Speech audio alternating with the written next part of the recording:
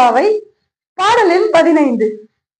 ஓரொரு கால் எம்பெருமான் என்றுமென்றே நம்பெருமான் சீரொரு கால் வாயோவால் சித்தம் களி